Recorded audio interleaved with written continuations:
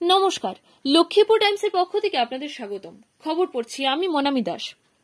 বাঙালি উন্নয়ন সংস্থা এবারে ব্যতিক্রমী এক নতুন উদ্যোগে কার্যসূচি হাতে নিয়ে শহীদদের শ্রদ্ধা জানান।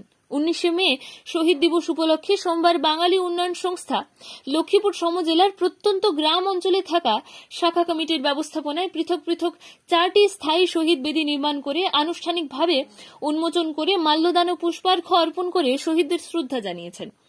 শহীদ দিবসে সকাল 7টায় প্রথমে বিন্নাকান্দি ব্লক চত্বরের সম্মুখে বাঙালি উন্নয়ন সংস্থার কেন্দ্রীয় কমিটির পদাধিকারীদের উপস্থিতিতে এবং স্থানীয় জনগণের অংশগ্রহণে স্থায়ী শহীদ বেদির উন্মোচন করা হয়।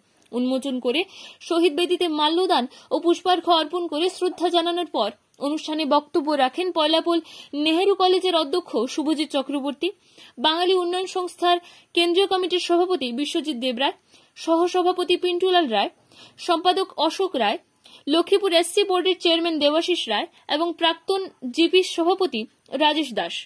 তারপর বাঙালি উন্নয়ন সংস্থার কেন্দ্রীয় কমিটির সদস্যদের উপস্থিতিতে এক এক করে বিন্নাকান্দি ঘাট, সনবাড়ি ও মনখুশ শাখা কমিটির দ্বারা নবনির্মিত স্থায়ী শহীদ বেদির উন্মোচন করে মাল্যদান ও পুষ্পার্ঘ্য অর্পণ করে উপস্থিত সবাই। পৃথক পৃথক অনুষ্ঠানে যারা বক্তব্য রাখেন তাদের মধ্যে রয়েছেন দেবাশিস রায়, বিশ্বজিৎ দেবরায়, বিধান মালাকার, পুলক দাস, অশোক রায়, শুভজিৎ চক্রবর্তী।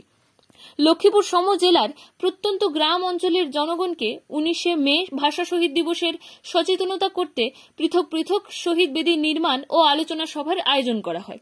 লক্ষ্মীপুরের প্রত্যন্ত গ্রাম অঞ্চলের লোক শহীদ দিবস বিষয়ে অনেকেই অবগত ছিলেন না।